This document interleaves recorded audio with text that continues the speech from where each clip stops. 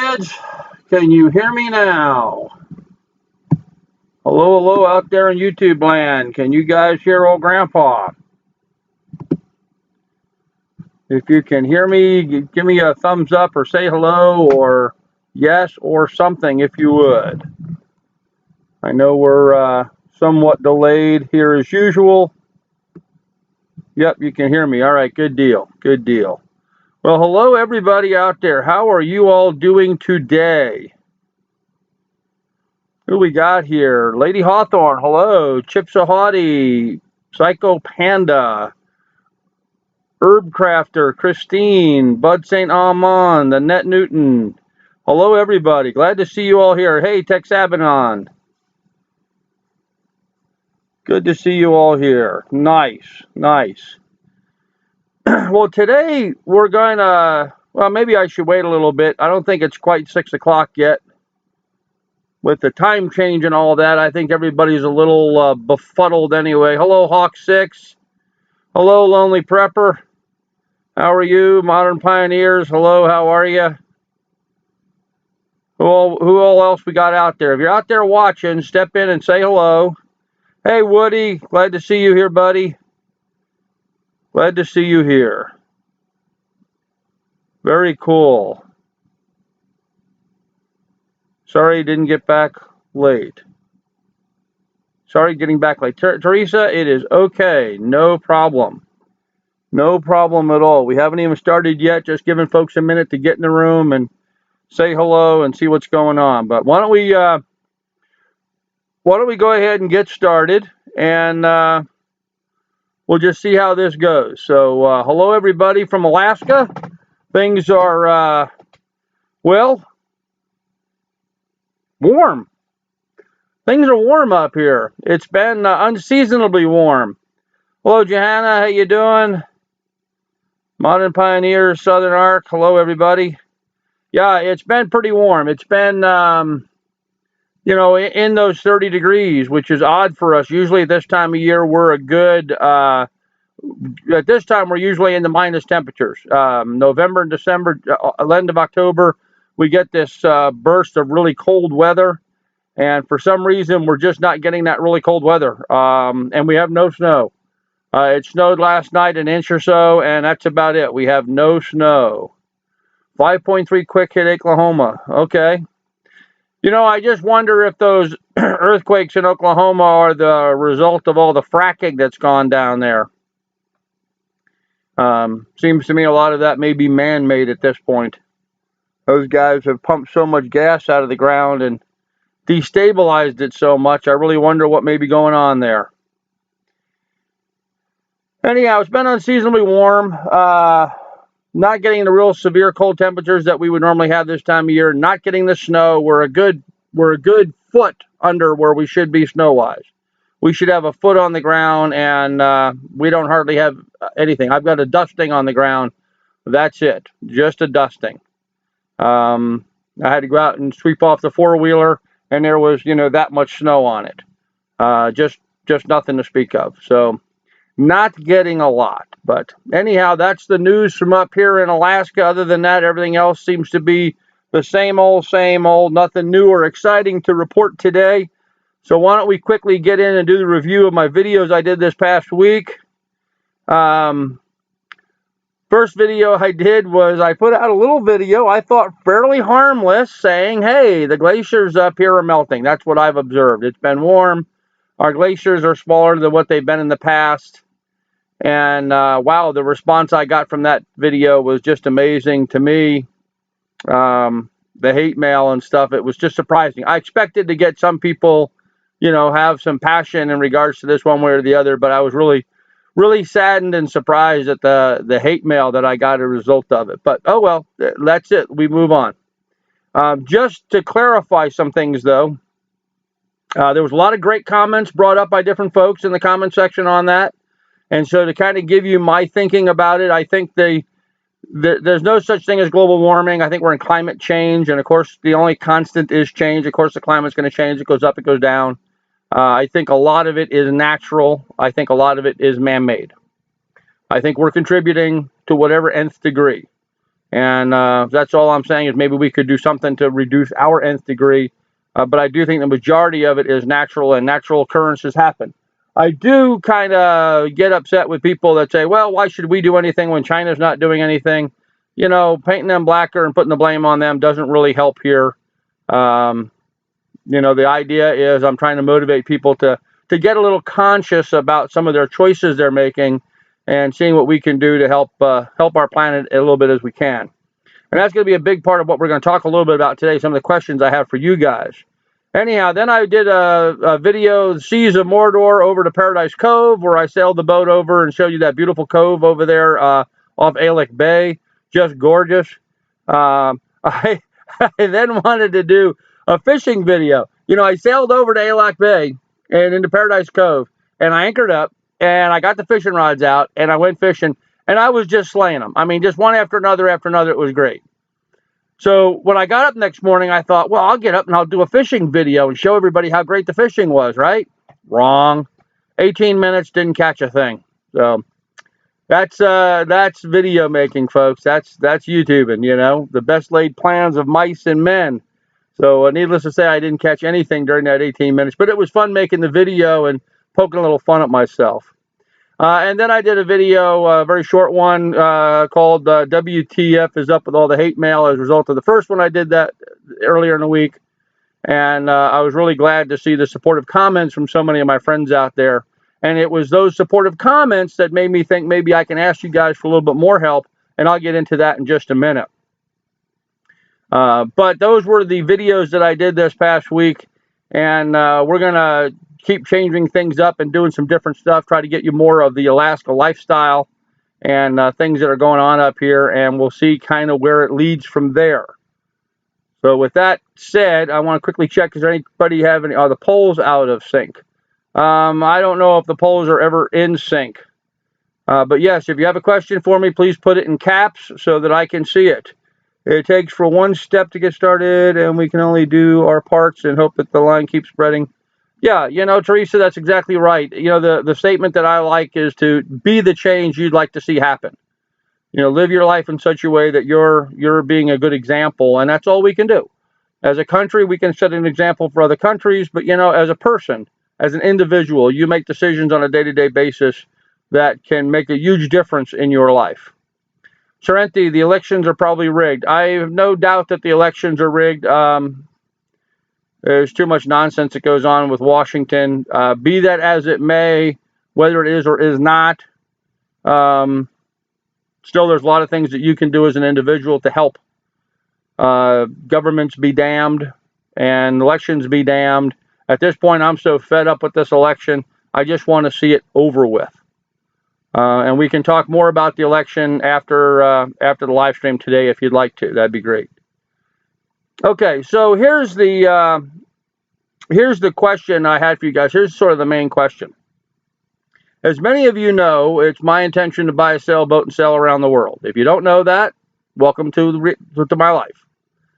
It was my plan over a year ago to do that when I came up here to Alaska. I came up here to sell the property that we owned here and get rid of our stuff here and buy a sailboat and go sailing. I started getting stuff sold. I bought the boat and got filed with a divorce proceedings from my wife that stopped all of that activity. So now we're waiting for the divorce to get finalized, and then that activity can start again. I made her an offer to buy the property from me. She can't do it, so we have to sell the property, which is great. That's what I wanted to do in the first place, so I can get on with my life. So that's kind of my plan. I started with the idea of doing the farming up here and homesteading and showing you that. I've been doing it up here my whole life. Not up here, but I've been farming and doing that my whole life. And so if I'm on the dirt, I might as well use the dirt for farming like I always have. It's difficult up here in Alaska. Very difficult. Seasons are short, and the cold season is cold. And so it's very hard on animals trying to be raised in that environment. So, and I keep getting reminded, nudged back to my passion of wanting to sail around the world and do something positive for the planet. And so let me explain to you guys a little bit about what that is going to entail. It's my intention to buy a sailboat and sail around the world. Not just a plain sailboat. It's going to be a very inexpensive, small sailboat. Probably cost less than what you pay for a new car today. But my intention is to do a lot of research and to do a lot of citizen science type projects so that I can help out with whatever kind of science programs are going on that need that raw data collected. There are organizations such as the Adventurers for Science. This is a citizen science organization that has a number of projects going on. There's organizations like reef.org. This organization does fish counts where they actually count how many fish are on the coral reefs and monitor the reef health and then make reports for that. There's various shark programs going on throughout the country, throughout the world, where they're identifying, counting, and tagging sharks.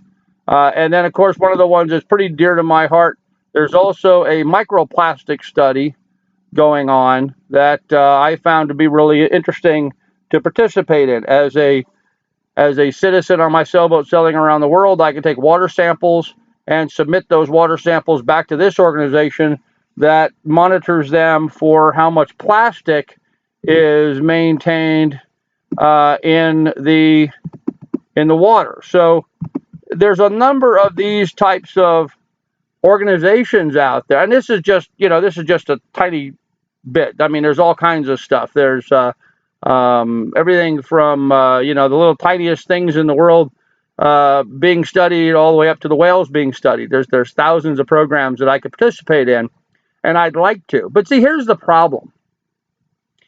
Every time somebody starts talking about this kind of a subject, we get the straight face, or we get people unsubbing or leaving the chat or not wanting to hear about it and wanting to turn away. And I get that, and I understand that. Let me play a short video for you, if I may.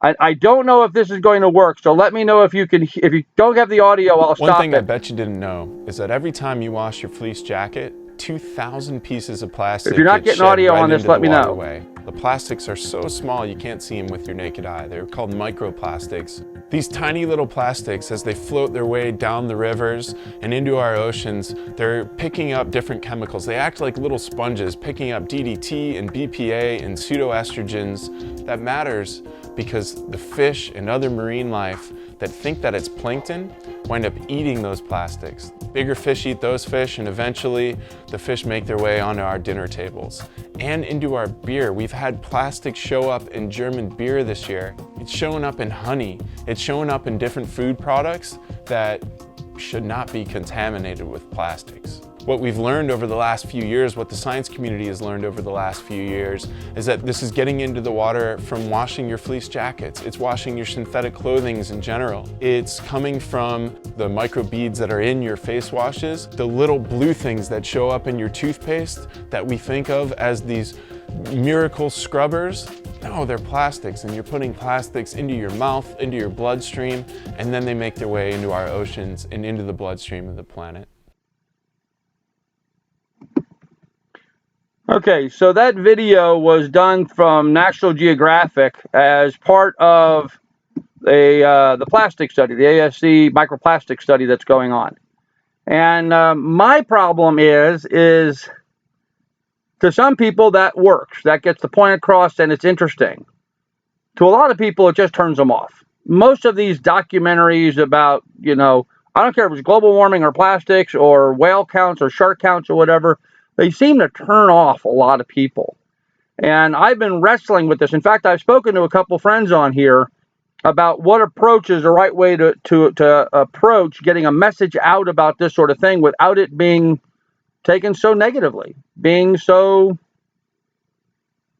bad. So anyhow, so I'm interested in hearing your thoughts and ideas, and please put it in the chat or make comments or message me directly if you'd like. I'd like to hear all your ideas about how do you get a message like that across without turning people off. Now, one of my very good friends on here, Mark from Bumblebee, stated that, what you do is you do my show with me traveling, doing my blog, whatever, and then occasionally having me be saddened by the presence of this, that, or the other thing. And I agree with that, and that has been how this thing has been successful in the past. As an example, and you guys are going to show your age here, but how many of you guys remember that TV commercial that said, "Don't make the Indian cry," when they were talking about pollution, and you saw the Native American Indian chief looking at all the garbage and a tear was rolling down his face. I saw that as a very young person, and it was a real strong image for me that probably set me along this path at a very young age. And I'm wondering, is that the right kind of approach? So yeah, so a lot of guys have seen that, sure.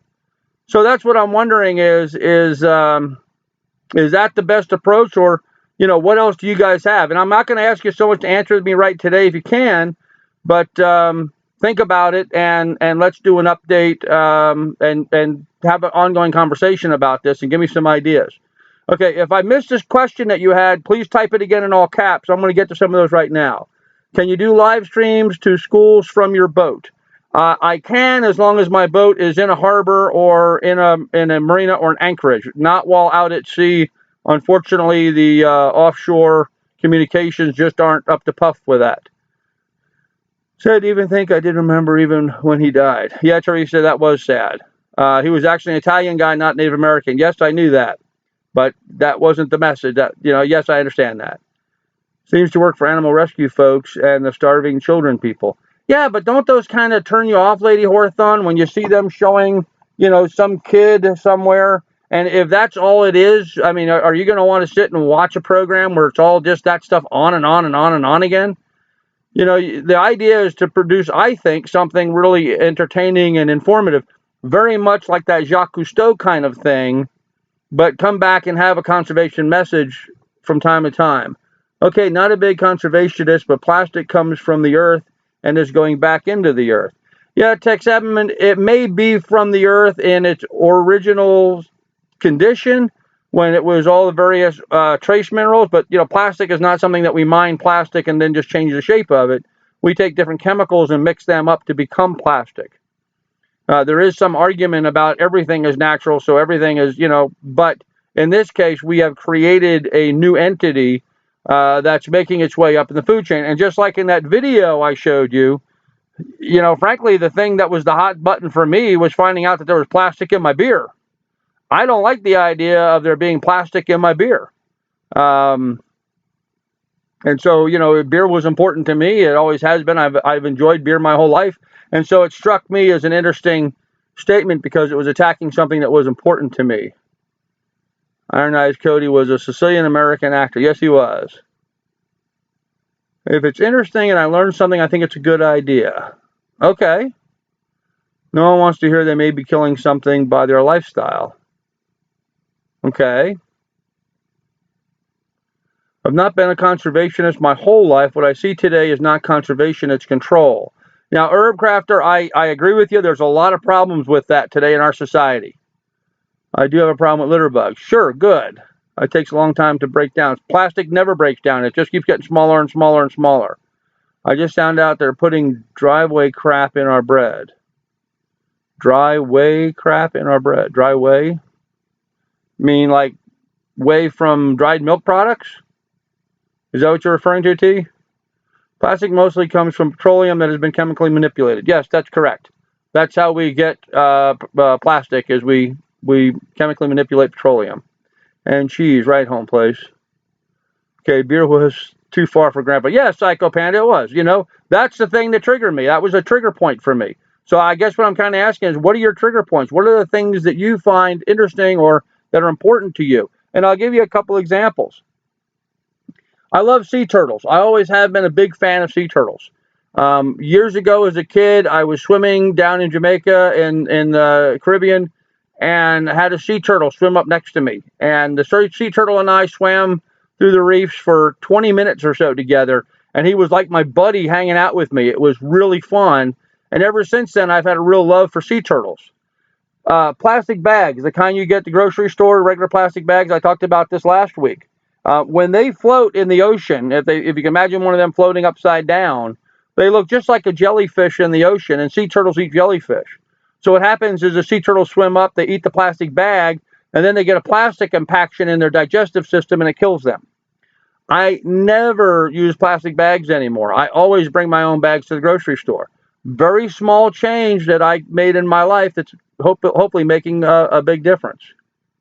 Okay, let's see. Drywall. Oh, drywall. Yeah, okay, I have heard about the drywall. I'm a firm believer in LNT. Herb Crafter, what is LNT? I don't understand the analogy there. I grew up learning about conservation my whole life. Conservation is a big thing on the Cape. Sure it is. It should be a big thing everywhere. Grandpa, if they could only see the things you've seen diving. Well, Lonely Prepper, that's an interesting point you bring up. Jacques Cousteau once said that people only protect things that they love. That was his statement. People only protect things that they love. So part of what I'm going to try to accomplish is to do a lot of videotaping under the ocean so people can see, because most people don't see what's going on under the ocean. And I think if I expose that to you and show that to you and some of the really cool experiences that we have, maybe then people will care a bit more and might get more involved. But yes, thank you. That was a good point. Hey, Mark, Bumblebee Junction here. Perhaps start small with simple solutions and easy changes people can make, and give them a format to show off what they have done, i.e., page to post pics of collected garbage bags, etc. Hey, that's a great idea. Set that up on the website where people could share that kind of stuff. That's a great idea, Mark. I will do that. Good idea, B. Yep. Leave no trace. Yeah, absolutely. You should leave no trace. And that's one of the interesting things about why I've decided to sail. Some people talk about taking some of these bigger boats so you have all the tools, these research vessels. And I am absolutely flabbergasted to see a ocean research vessel where they're out with a 150-foot boat that burns more diesel in a day than I burn in a year, and they're out trying to do ocean conservation with this vessel. It just doesn't make any sense. It just doesn't make any sense. And then you see everybody on deck drinking water out of, I don't have any handy, drinking water out of little plastic bottles. I mean, that's just crazy. So when you break camp, pick up your crap and take it with you. That is LNT. Okay, Herb Crafter, I get it. Okay. Leave no trace. I see. Never mind. Yep. Okay. Didn't get that. I'm a little dense sometimes. But yes, I agree. Leave no trace. Christine, living on Cape Cod is horrible to see our beaches getting ruined every day. They used to be beautiful. They did. Don't sell plastic, Captain Carl. Dolls made in China. LOL. Oh, don't sell plastic, Captain Carl dolls. I can assure you I would never do that. I would do that. Hey, T. Kramer, how you doing? We have the same problem down here on Long Island. Sorrente. Yeah, Long Island does have the same problem. Everywhere has the same problem. It really does. I have to admit, though, having been a mariner here in America, I've sailed on the East Coast, around New York, grew up on Long Island. I've sailed around Florida and those areas. I've sailed in Seattle, and I've sailed up here in Alaska. And our water's not bad. Our water's really not bad. Now, a couple of years ago, we were down in the British Virgin Islands and we're sailing down there, and oh my God, their water is filthy. There is so much pollution and plastic and garbage and crap in the water's edge. Unless you're at one of the tourist destinations. If you're not in the tourist destination, if you're, where the cruise ships are, or you're down in the more metropolitan parts of the area, the garbage is just unbelievable. And anytime you get into the what I call third world nations, you find a real increase in the amount of garbage in the water. So Sea Shepherd and the Bob Hope gas guzzling mega ships. Yeah, exactly. Sea Shepherd's out there trying to save whales, burning 25,000 gallons of diesel a day. It just, just doesn't quite make sense. It's just the numbers don't add up doing that. All right, Teresa, we'll see you. Thanks, darling. Teresa, scientists, teaching homesteaders what to do with the garbage like cooking oil. What do you do with it? What do you do with cooking oil? You can burn cooking oil. You can use it as a heat source. You can take cooking oil and convert it to diesel fuel. There's a number of things you can do with it. So, just takes a very little amount of research. Oh, you grew up on Peanut Island, Florida, Lake Worth Inlet. Okay, I know that area. I did most of my sailing down around Marathon Key, down in that area, down in the middle of Southern Keys. Now that island shaved flat. Yeah, this could be. Or oil cans, etc. Some counties don't have a place. Are you referring to motor oil or vegetable oil? Because motor oil is a big issue on how to dispose of that. And, a lot of places use a solution by dilution. And, how do you dispose of that? I think the best thing to do with it is to incinerate it. Use it for a heat source so that you get the most value out of the fact that, once it's created, it's created. Okay, once you've used it for your car. You've bought it. It was made. You bought it. You used it. So now you have to be responsible how to dispose of that. I have an oil burner. I did have an oil burner in a shop that I had, and I would burn my oil in that. It works fine. And yes, it would work for both oils. You could put vegetable oil in that and burn it too. A lot of homes heat with diesel fuel or number 2 fuel oil, and talk to your local provider. You might actually be able to add some of your cooking oil and stuff into that and burn it to heat your house. Hoping to move to Maine. Maine's a nice area. Great lobster up there.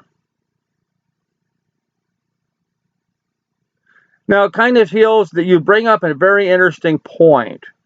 And what you're talking about is a tax on being wasteful, just like they did for cigarettes. And I am not a smoker, and I think what they did with cigarettes was awesome. I really do. I think a sin tax is a way to go. They tax alcohol. They tax cigarettes up here in Alaska. They tax marijuana now. They're going to start selling marijuana. I think that's a great way to do that, and I would much rather see sin taxes finance a lot of our government as opposed to other means that they're dealing with. So that would be an interesting thing, that they should tax those ways that we do pollute, like the plastic bags is a good example. As a kid, I remember growing up, and there was a nickel on a bottle. Anytime you drank a bottle of pop or a can, you got money back by returning it to them. They were helping you or motivating you to recycle. And man, when they started doing that, you never found a bottle or a can anywhere on the side of the road or anywhere. They all were picked up. So I would like to see them do that. Have a deposit law go nationwide on all containers. And I mean all containers. Grapefruit juice containers, apple juice. And by the way, this is my recycled Ocean Spray. This is my grapefruit juice container that I now have pink lemonade in. And I reuse and reuse and reuse.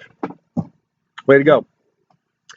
All right, on cooking oil and car oil, call your local towns. Many dumps are collecting to deal with it. Yeah, you can call them. Some of them will, some of them won't.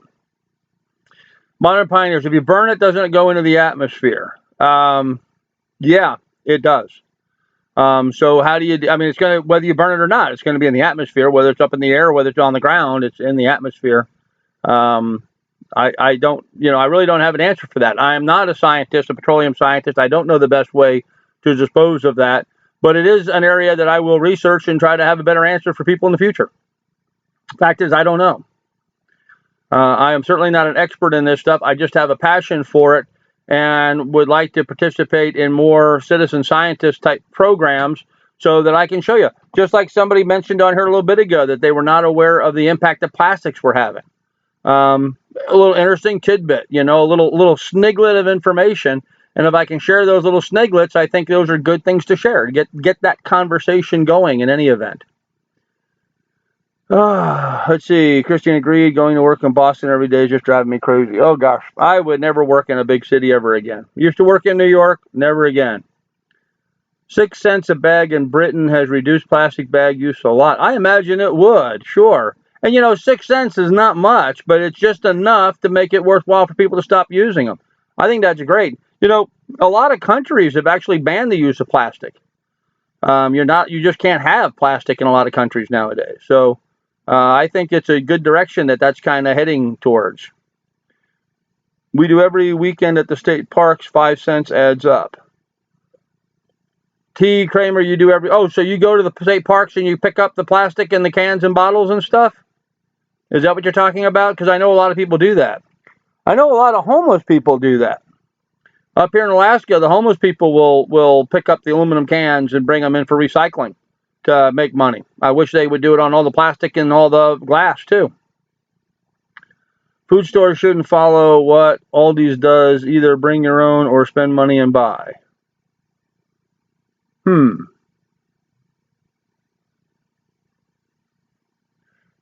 Yeah, I don't know, T, if I necessarily agree with that. I think if people had to pay for their bags every time they got a plastic bag, like that tax again, that might be something.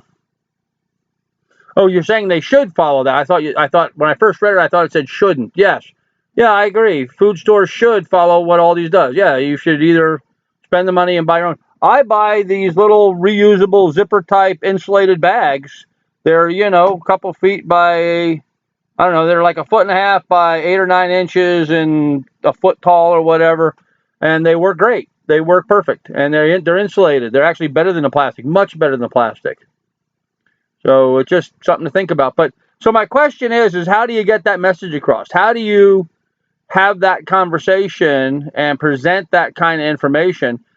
I understand we need to do it in an informative way, but what kind of things are your hot buttons? What would, I mean, like obviously beer for me was a hot button. What would be a hot button for you that if you found out you were hurting something, what would you have to be hurting to want to be able to make a change? I'll try to read these.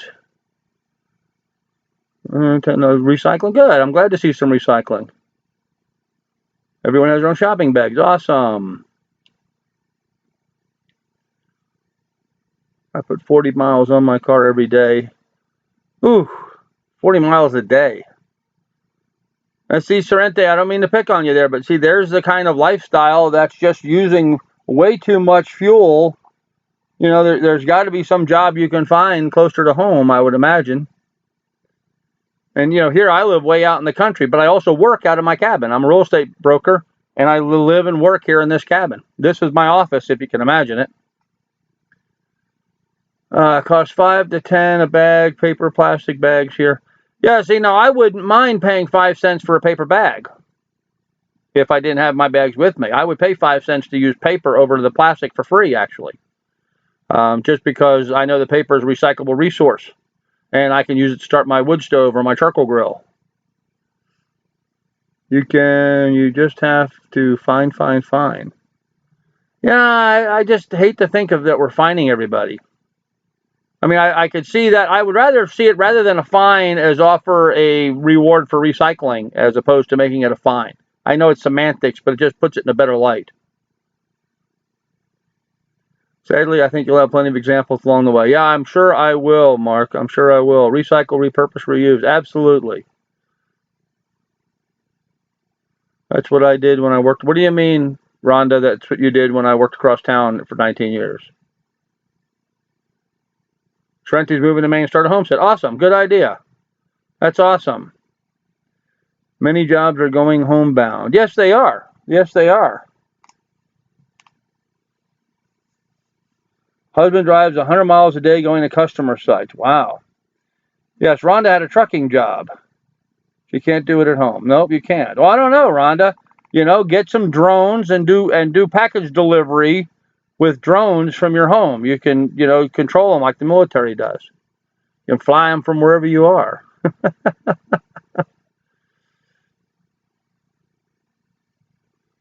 If you litter, you're breaking the law. Only thing people understand is having money is taken out of their pocket. Yeah, UB Crafter, I think you may be right. I think the deal is the only way you get through to some people is to have it, hit their pocket. And I don't want to have to hit their pocket. I'd rather try to do something more like, the Crying Indian, where people see that there's something that people are upset about something, that people care about something, and maybe they should, change their direction a little bit. I don't know. It's something I've been kicking around and thinking about myself. I am not obviously the world's best videographer, and I'm trying to figure out the best way. I've been marketing my whole life. I've been in sales my whole life, but I've seen so many of these conservation messages fail just because they just bore people to tears. And they have a passion for it and they're concerned about it for their specific area, but they seem to not have an ability to be able to convey that to anybody else without it seeming like they're just beating them up with it all the time. Budweiser just ran a self-driving semi-truck to its first delivery. Home Place, what's funny about that,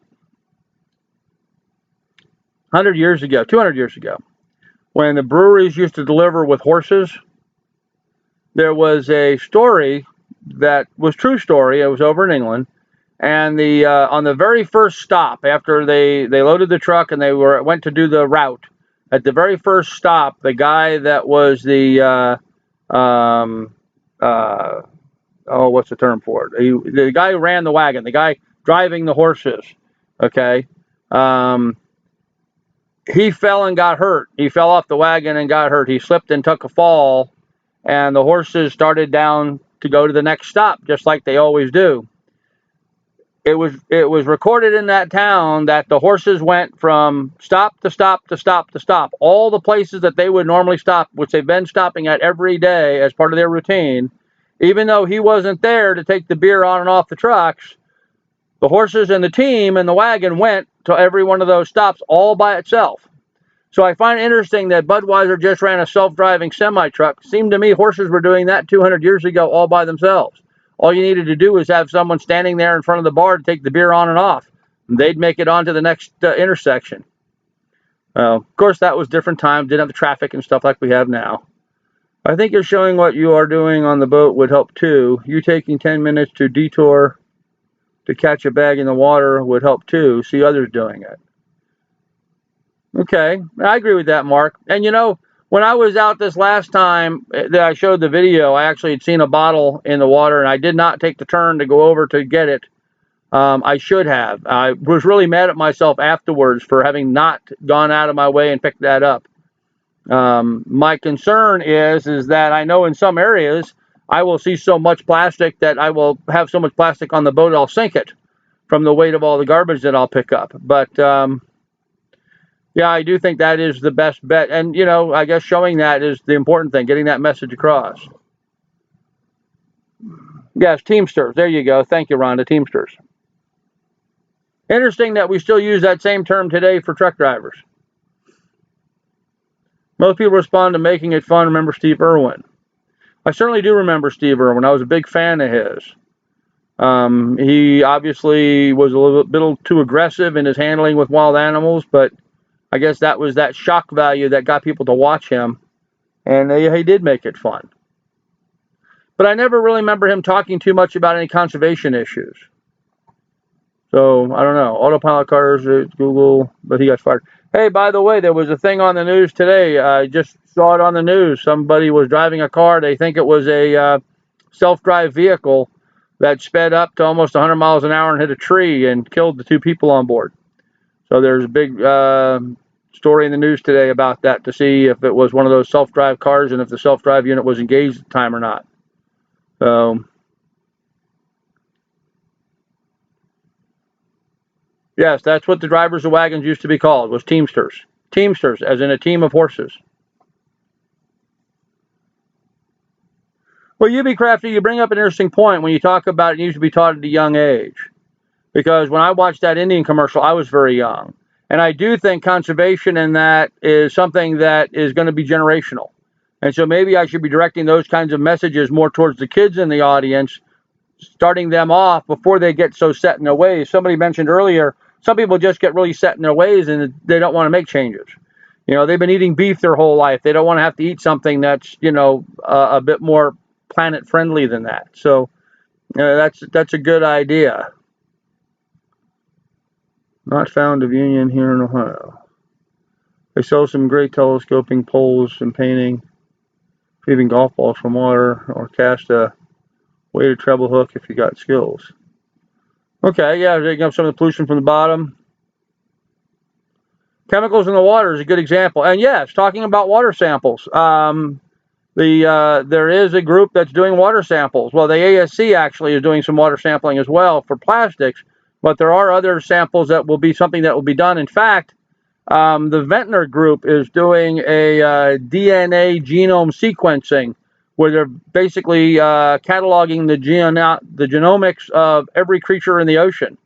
And so gathering up, pumping water through filters and gathering up that organisms and shipping them to them for identification and sequencing is a project that we can get involved with. And of course, water samples would be.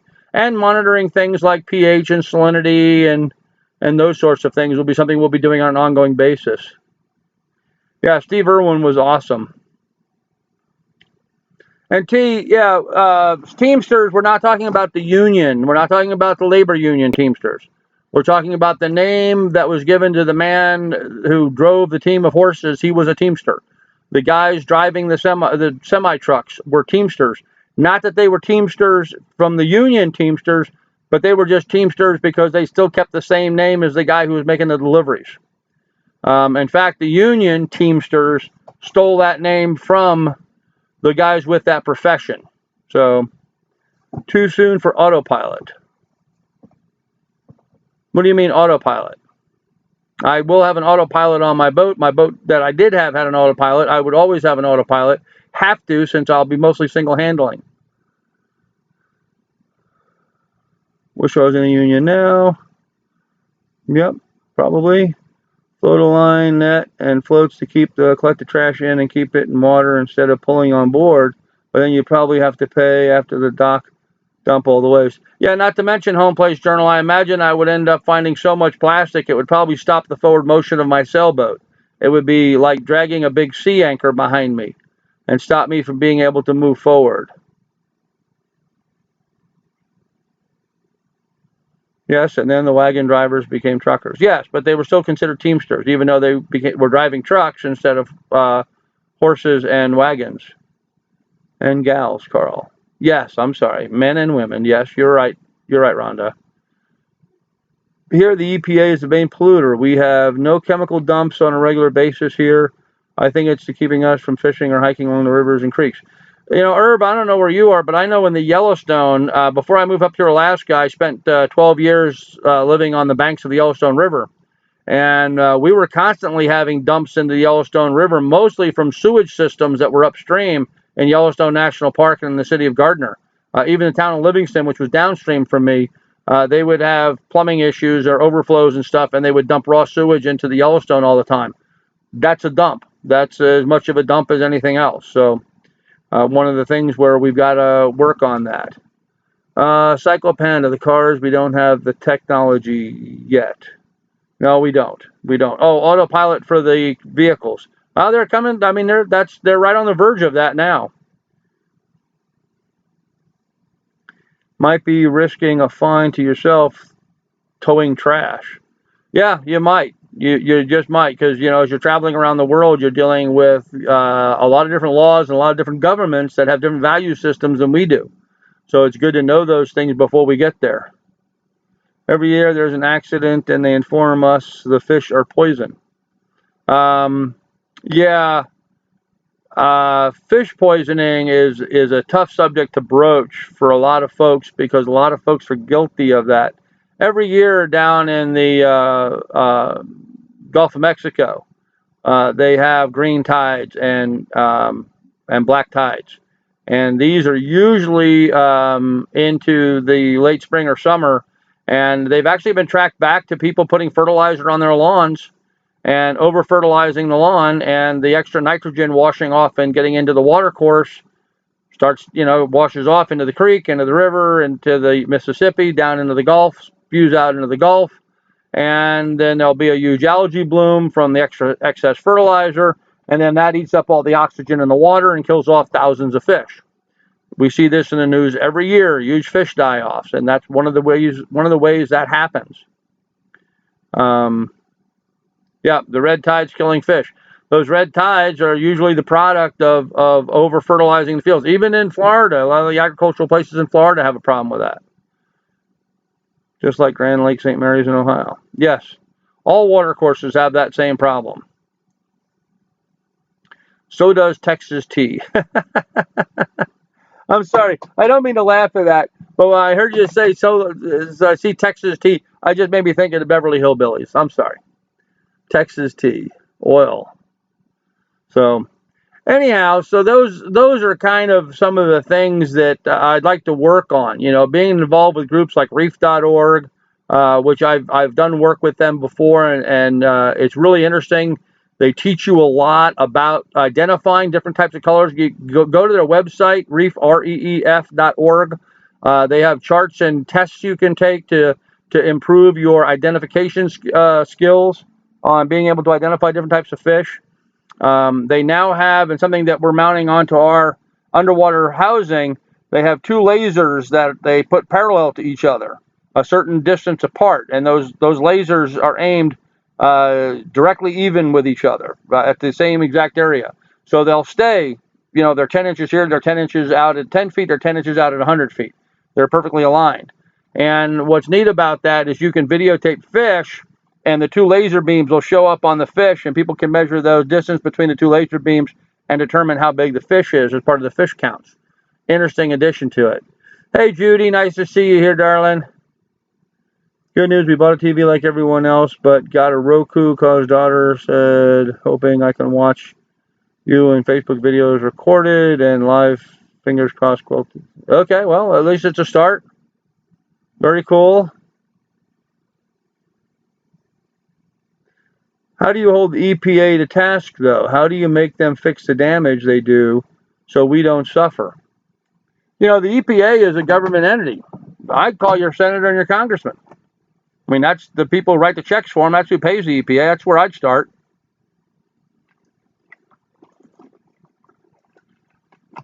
Used to be, the EPA was a big, scary group. Everybody ran away from them. The federal government has taken away a lot of their power and control now. And so they're not as big a deal as what they used to be. They were unfunded or underfunded by the last couple of administrations. Yeah, I'd be complaining to your local politicians and see if they can do something to it.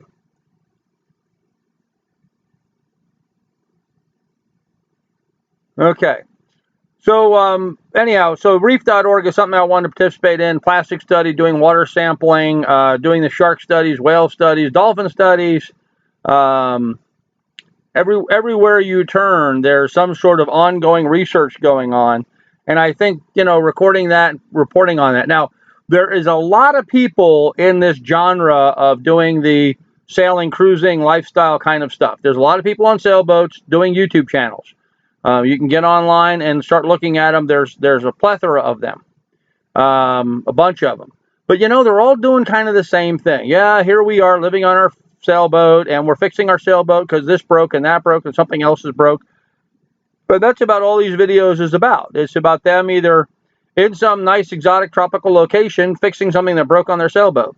I'm sure all of that is obviously important stuff that has to be done, but I'm amazed at how none of these people have the foresight to think about doing anything else than taking care of themselves on their own little sailboat and not concerning themselves with the impact or anything else that's going on by them. And I think so many people in life, you know, have those blinders on where they only see what they want to see and completely lost everything else. Be right back, lost sound. Okay, you gotta refresh, Rhonda.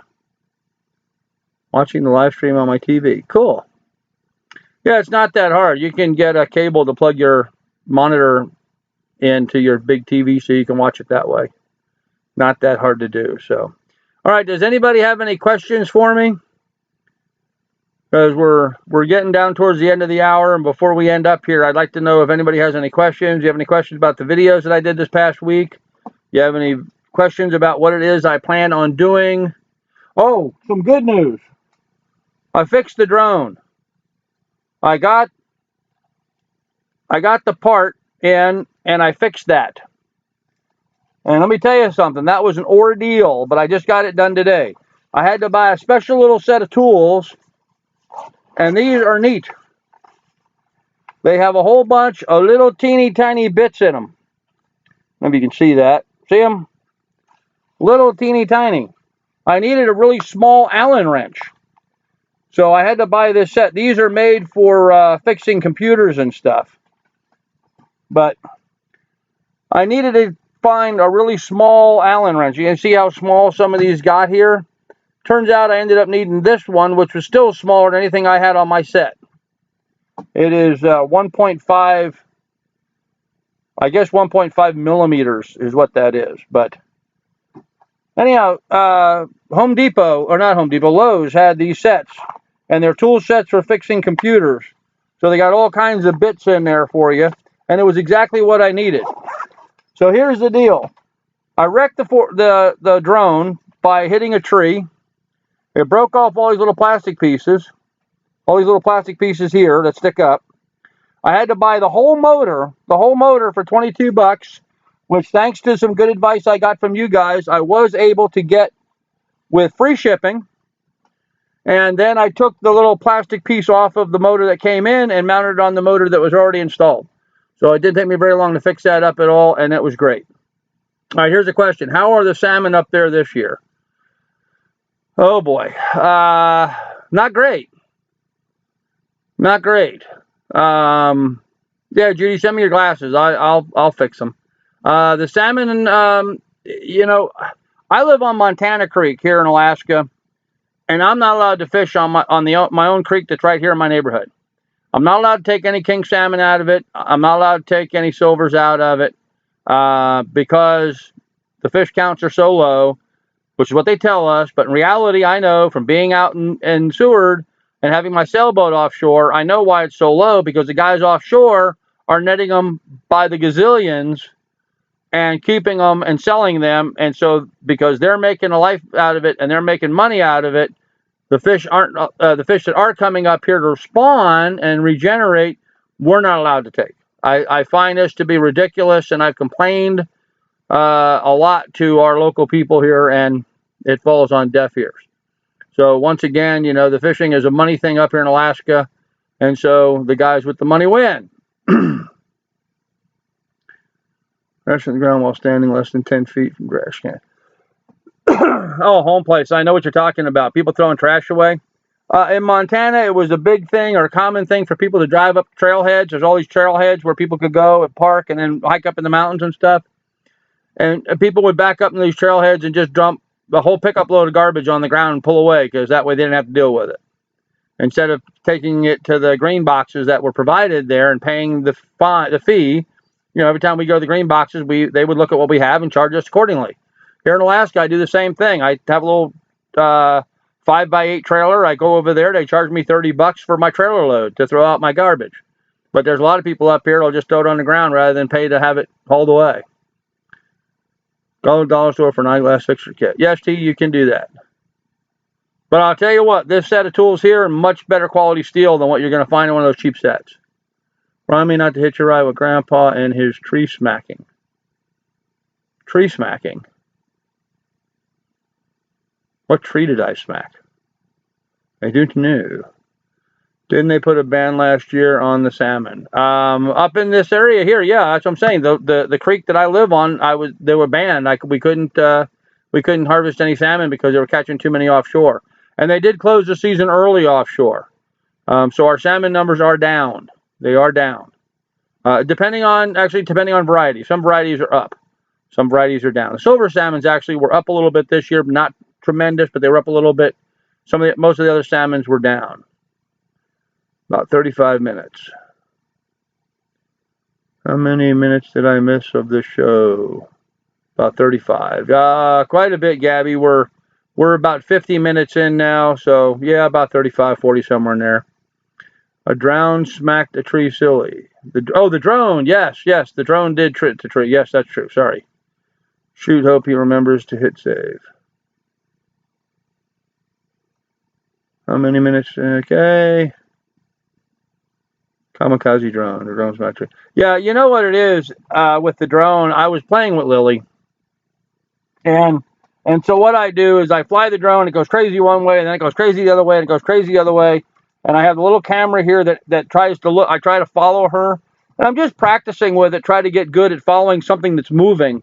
She runs around in circles and does all kinds of crazy stuff, and so I use the drone to try to follow her and keep her in the camera as best I can. So I could develop better skills with it. and I was going really fast, and I went to turn, and when you turn, you turn the drone around, so it's going this direction, you turn around and goes this way, and so what happens is it backs up, it kind of raises up a little bit, and then comes back down the slide going the other direction. And when it raised up a little bit, it went right into a branch, and that's what broke it. So it was 100% my fault, and now it's fixed. Easy fix. I'm really glad it was an easy fix. The only thing left I got to do is I got to find this part right here, which I've seen on eBay I can buy. So I just got to buy those and get that in. It's not an important part. So, hello, Caleb. Nice to see you there, son. How you doing? Stop reading my band spelling. I won't smack the tree chili. Okay. Grow some tilapia here in Arizona. Yeah, go grow some tilapia. Tilapia won't live naturally in Arizona. They would never survive it on their own. So why not? How much snow do you have in the homestead? About that much. That's it, about that much. And we just got it last night. Yeah, last night. We had a little bit earlier, and then that went away. And then we had about that much, and that much is now about this much. Most of it went away today. We're at least a foot short of snow already this year. Just wanted to stop in and say hello. Well, hey, BTL, how you doing? I haven't seen you in a long time. I understand they're doing some sort of fundraiser or something for you. If you want to share that with our group here. I understand you've been having some tough times, so please jump in and enlighten us all as to what's going on.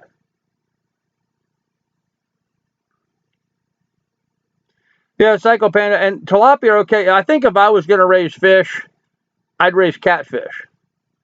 Just me personally, because I like catfish.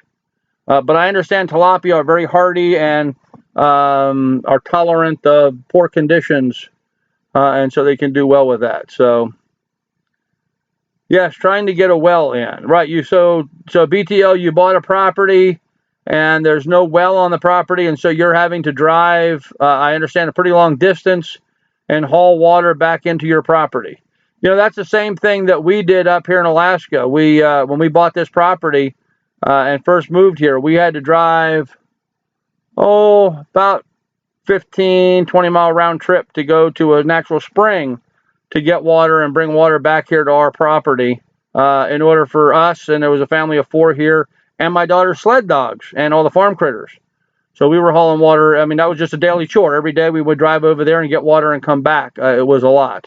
So I know exactly what you're going through. So people, if you want to help out BTL and contribute to his well, I'm sure you can click on his name and that'll take you over to his channel, or just click on him and subscribe. You can go there later after the chat if you like. But yeah, he's trying to drill a water well on his property. So if anybody chooses that wants to help him out, he's a good guy. They're good folks. So might be something worth doing.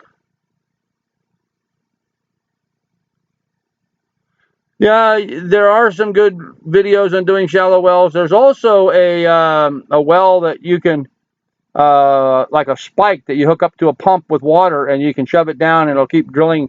It drills the well yourself, but you know, those things are all kind of screwy. You really need to just have one properly drilled. No rain here in 60 plus days, and well, I'm getting it from is worried about drying up. So you may lose your water supply completely. How deep are they thinking they're going to have to drill in order to get water for you? I know that's a hard question to answer. They never can now. They can't tell. I've seen like in Montana, seriously. So a guy buy 100 acres. He divided up into 5-acre parcels. This one guy bought a lot, 5-acre parcel. The guy to the left of him on a 5-acre lot drilled a well and got water. The guy on the right side of him drilled a well and got water. He drilled a well, went 5,000 feet with a dry hole and never got a dime. Never got a drop, not a drop of water.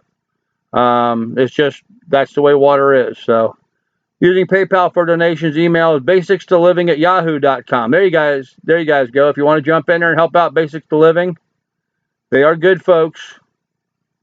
He's been active on the chats and stuff, so if you can help him out, that would be great. 16 feet is a good depth.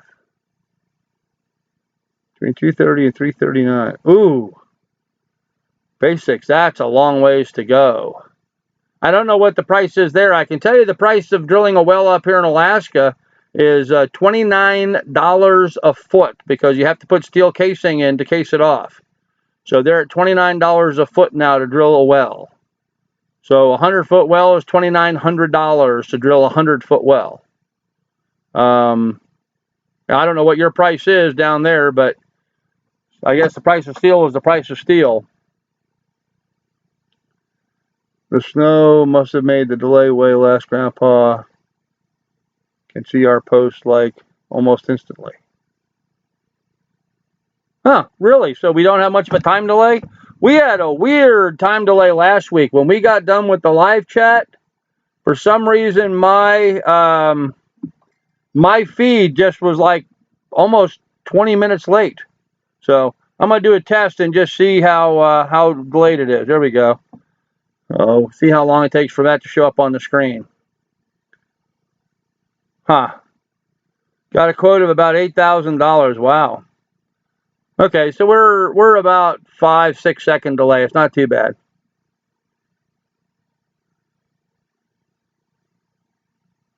Good quotes is about $8,000. Oh man, 400 feet. That sucks, Castle.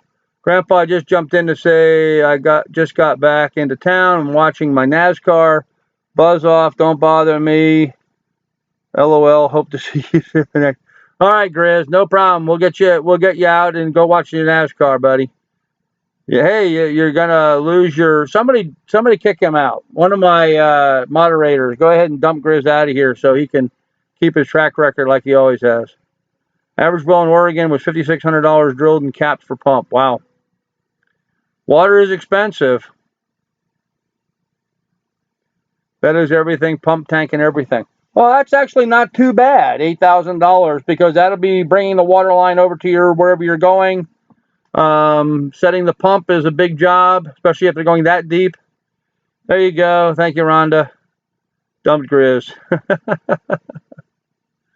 Wouldn't want him to not be bumped out like he usually is. So, yeah, that's an expensive water well. And you know what? It's sort of interesting. A lot of people have asked me, well, what do you do about water while you're out sailing? On the sailboat, we actually use a desalinator. We pull seawater from the ocean. We run it through a high-pressure membrane that separates out the fresh water from the brine. We pump the fresh water into a holding tank, and the brine gets pumped back over the side. So it's kind of an interesting way of doing things. I know a lot of countries, small island countries, are starting to use desalinators. When I lived in Bahrain, actually, in the Persian Gulf, they used to have desalinated water. That's how they had water for anybody there on the island. The king had a big desalination plant, what they would call sweet water, because all the water, if you drill the well in Bahrain, you still got salt water. It's just an island. That's what happens on islands. You drill wells on islands, you get salt water, not fresh. So sort of interesting, but that whole technology has really made a huge difference.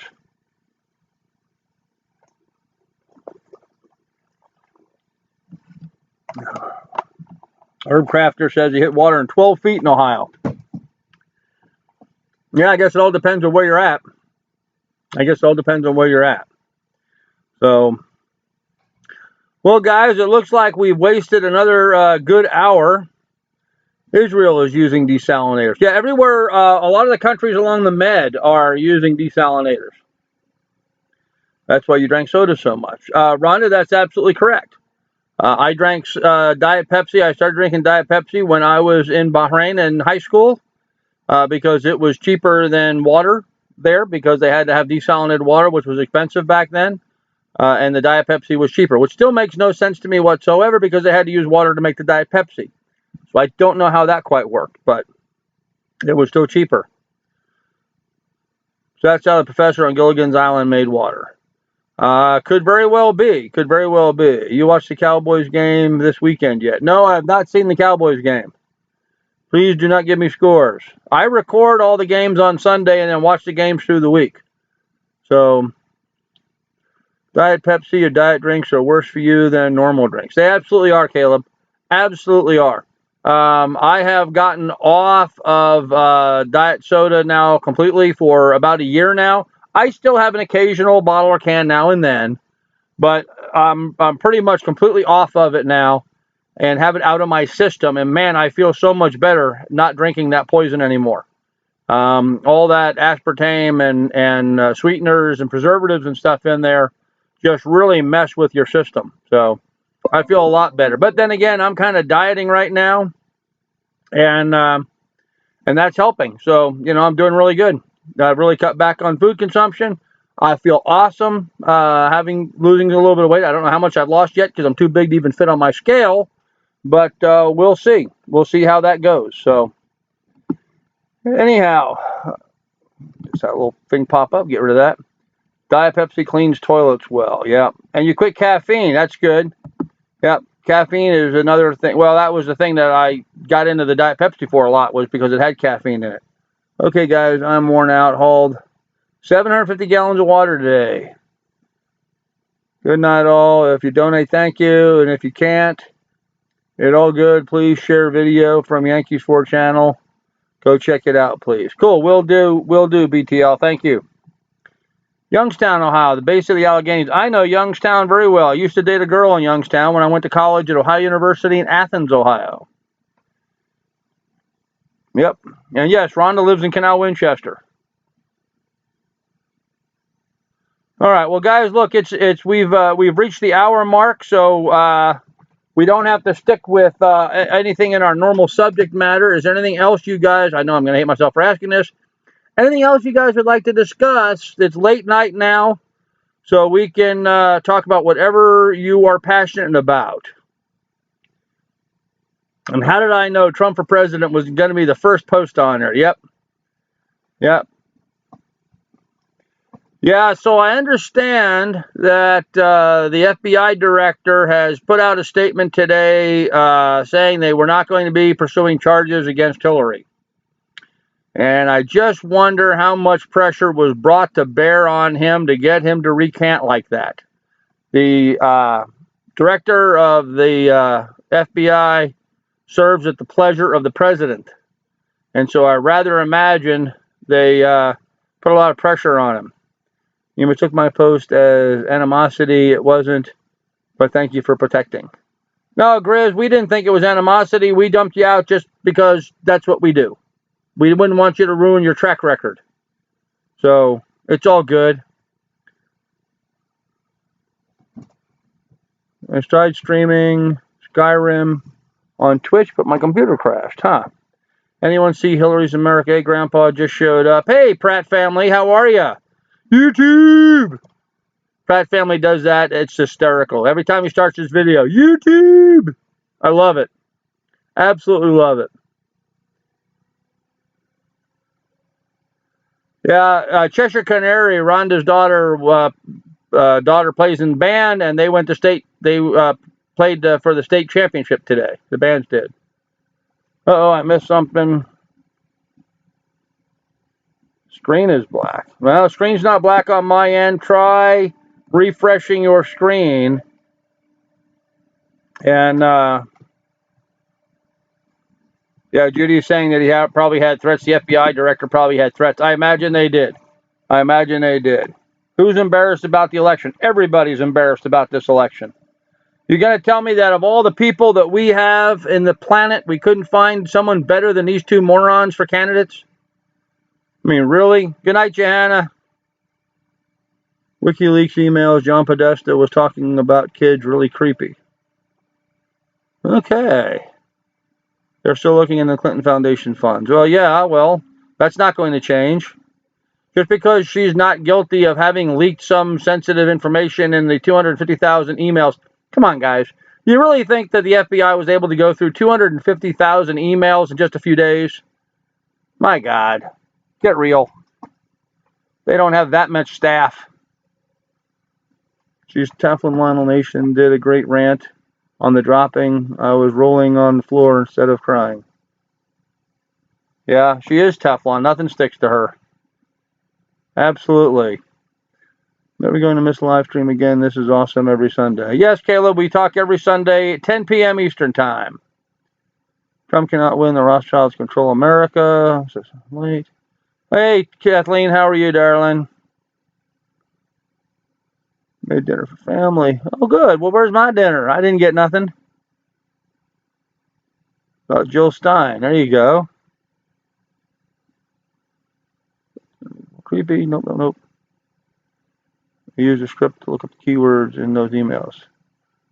They use a script to look up keywords in the email. So you're saying that they ran all the emails through some program that was able to go through 650,000 emails for any particular bad word.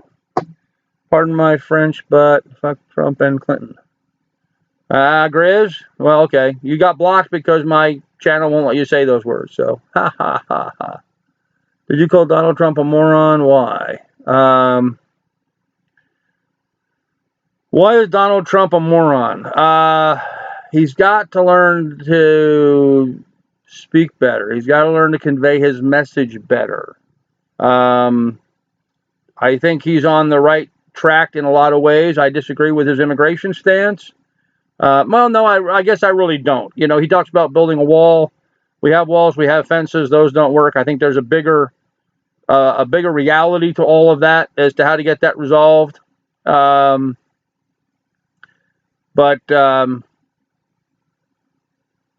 I just think we ought to be able to find somebody who doesn't keep putting his foot in his mouth, you know. So he's not as presidential as I would like. Let me just state it that way. Don's just not as presidential as I would like. That said, I do think he'll do a really good job as a president because he's going to shake up Wall Street and he's going to shake up Washington, D.C., and that's a good thing. But I think Donald had ADHD. Oh, Judy, I'm sure of it. Yeah, Ron is correct. Had? I think he still does. Tacoma for a Ford or Chevy. Okay.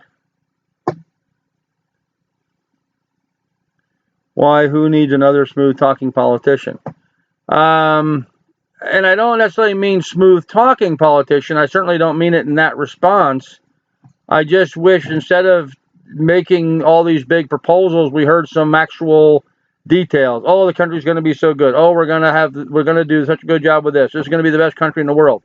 I hear a lot of hype and rhetoric. I don't hear a lot of details as to how he's going to make that happen, I guess. Yep. And T. Kramer, just so you know, I resemble that remark. Born and raised on Long Island. I'm a big mouth New Yorker and a bit of a blowhard. And Donald's a bit of a blowhard. And I can understand that coming from where he's coming from. But I just wish that he had some more meat in his argument. You know, how are we going to get there? How are we going to accomplish some of this stuff? Not that we're just going to, but I wish we just had some, you know. Who was that guy from Texas a few years ago that he had the chart? Remember that? He had the chart and he goes, now you see here, this here is this. And he tried to explain the economics of it. The millionaire from Texas a few elections ago. I don't remember his name. I'd like to see just a little bit of that in Trump. I think that would help. He needs an office. Oh, is Grizz being himself again? Yeah. Ross Perot. Yes, Kathleen, that's it. Ross Perot. I'd like to see just a little bit of Ross Perot in Donald Trump. I think, some bring it down to a little bit of reality check and give us some real numbers and not just have it be all the hype. He has a little edit. He has told us what he would do in the first 100 days.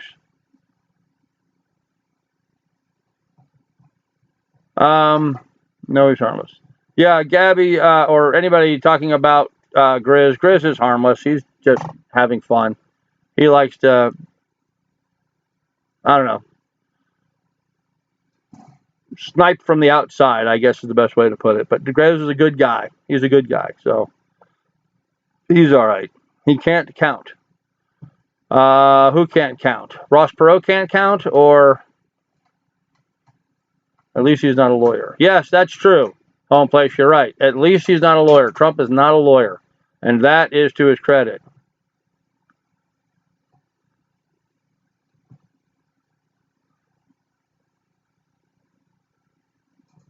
Are there snipes in Alaska? No, we do not have snipes up here in Alaska.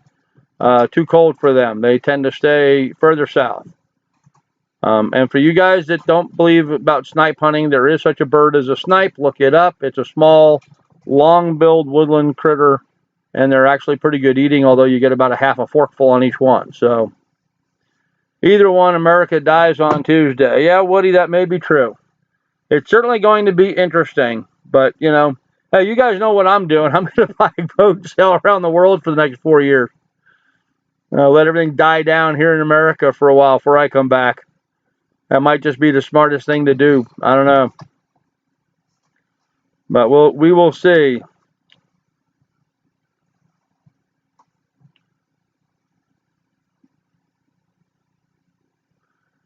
Huh. I was not aware of that, Kathleen. I love Trump for what he done to fight Palm Beach to get blacks and Jews admitted into Mar-a-Lago. Cool. You know, that is the one thing about him. You know, he comes off sometimes as such an ass. But when you really start looking into him, you find out what a great guy he can really be.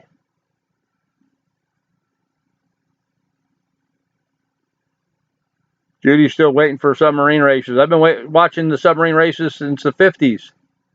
Stop Syrian immigration. Well, there you go. No, that's not true, Psycho. I'm not actually going to disappear. I'm going to be back and forth, and I'm going to be here. I was just sort of joking about that, but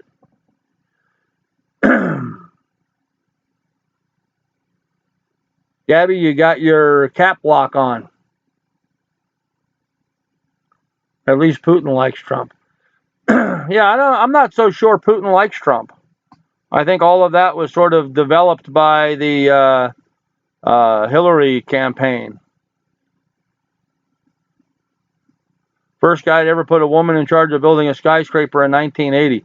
Yeah, Kathleen, I really don't think he's sexist. I really don't. I mean, I think he likes women, obviously. You know, you don't own the Miss America pageant without liking women. But I don't really see him as being sexist. Kathleen, can you share with Judy what the Mar-a-Lago is? As I remembered, it was a private club in Florida that blacks and Jews weren't allowed into. But you may have more details on that. I have a very vague memory of it. Maybe.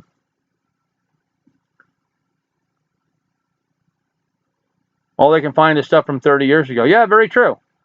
Very true. And I find it interesting that all these women that came up and brought up charges against Donald, it was all from like 30 years ago.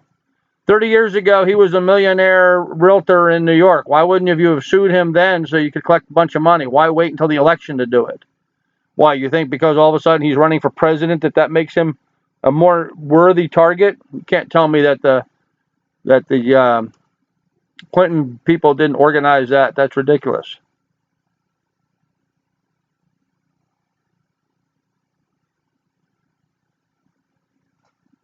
Race is over now. I'm here to torment y'all. Who won, Grizz? Well, Caleb, I'm sorry I'm not your actual grandpa, but hey, man, I'll adopt you. You hang out and join with us, and we're here. And if I remember correctly, Caleb, you're like 14 or 15 years old, aren't you? Or are you younger than that?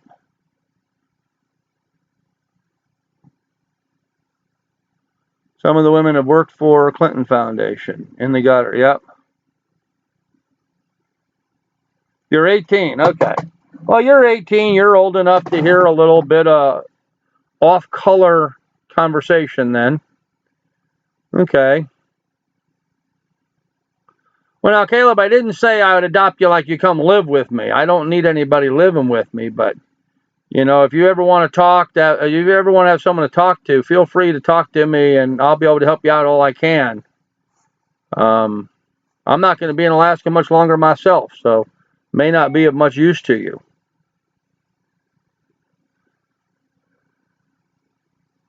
Oh, well, let me in. Huh.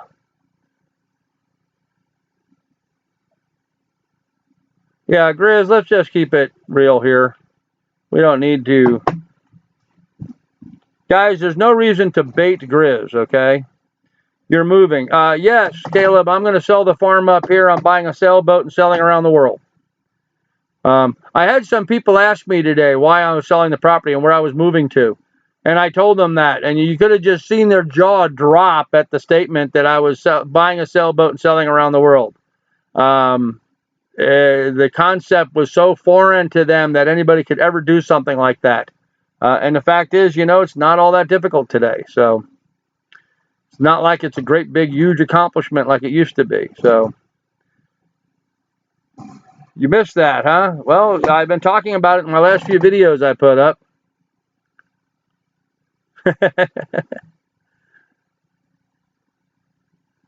Pratt, I like that. Side conversation around Grizz is cracking me up.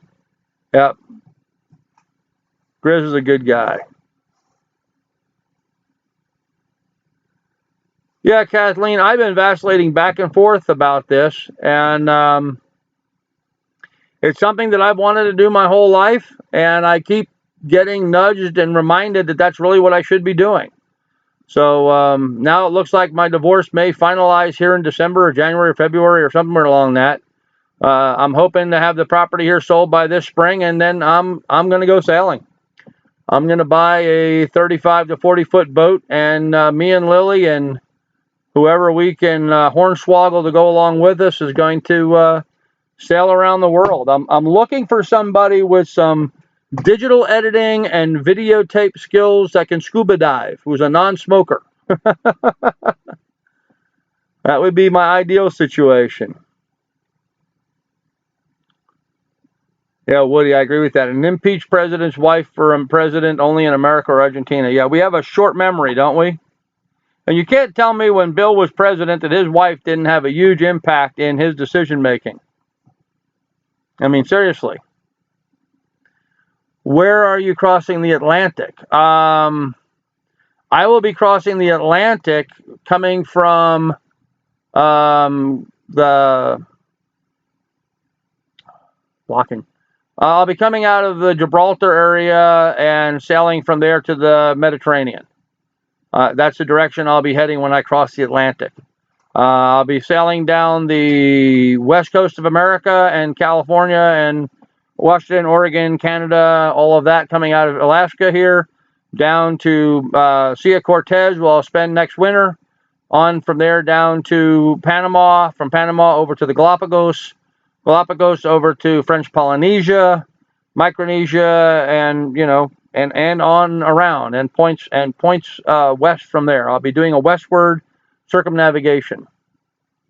So when I cross the Atlantic, I'll be returning back to America at that point.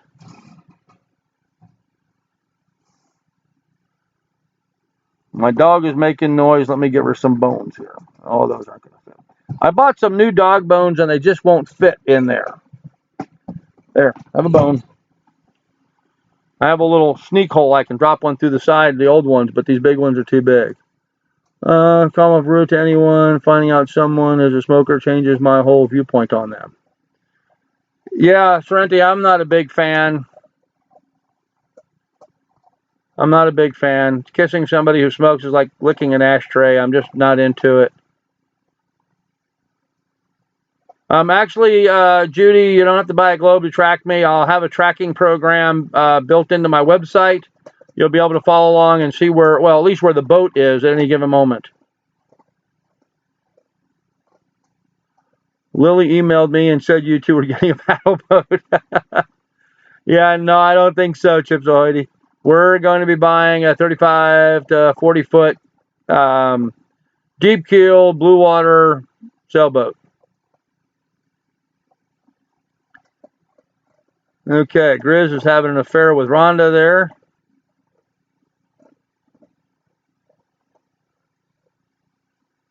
About how good Hillary is, huh? Some people are just, they just have a curtain over them. They just can't see it for what it is. So we got salmon and oat biscuits today. Dogs went wild. Yep, fish is a good food for dogs. In fact, I am very pleased that Miss Lily really likes fish. So that's going to save me the burden of having to carry large, copious amounts of dried dog food on a sailboat. That's hard to carry around the world. There's fish everywhere, though. So I may have to bring some nets with me or something, but I can. She likes stealing my bait fish whenever I'm fishing. I have these little, 6, 8 inch sardines that I use for bait, and she steals them and eats them all the time. So dogs like fish. Everyone thought, it was cats that like fish. No, dogs like fish. So I hear the Suez Canal is pleasant. Pleasant. I don't know if I would call that pleasant. You're talking about sailing through an area that is like sailing through a time bomb, going through that part right next to Egypt. The Suez is a tough area right now. I would be concerned about it. A good bannock recipe. Oh, there's something interesting. Okay. Can't feed raw salmon to dogs. They have a worm sometimes that kill a dog. Huh. It's good to know. I wasn't aware of that. Although, I'll tell you, home place, there's an awful lot of dog mushers up here that feed raw salmon to their dogs. In fact, I would imagine that raw salmon makes up somewhere in the neighborhood of 75% of the food that the dog sleds that run the Iditarod, the sled dogs that run the Iditarod eat.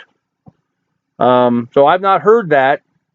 And if salmon was bad for dogs, I think I would have heard it. Maybe they might get a worm in them. I don't know.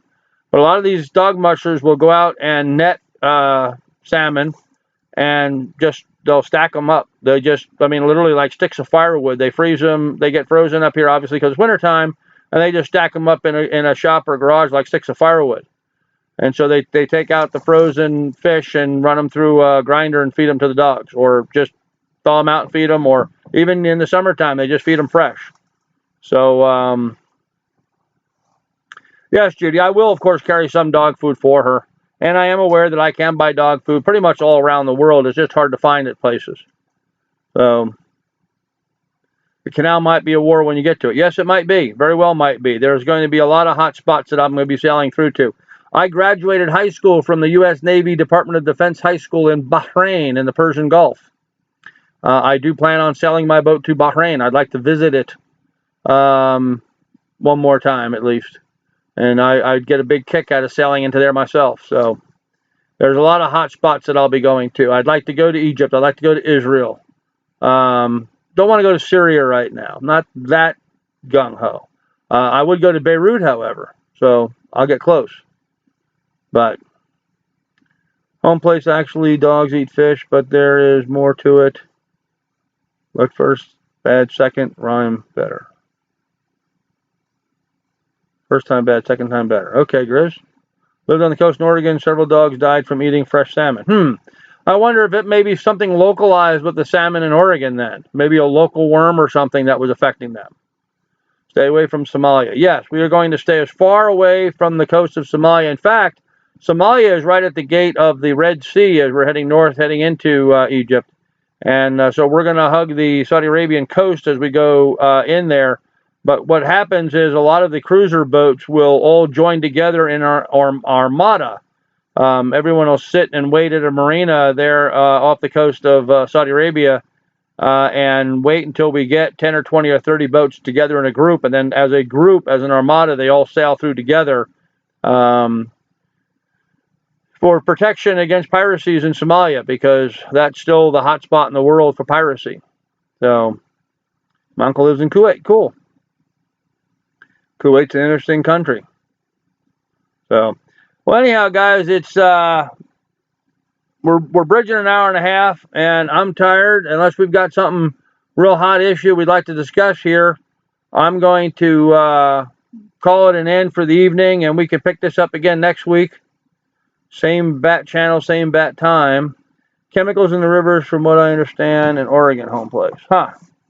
Might very well be in Oregon. There's a lot of chemical production going on up there. So unless you guys have something else you'd like to discuss, I think we're going to go ahead and call it a night, and we will see all you guys later. So you guys take care and have a really good week.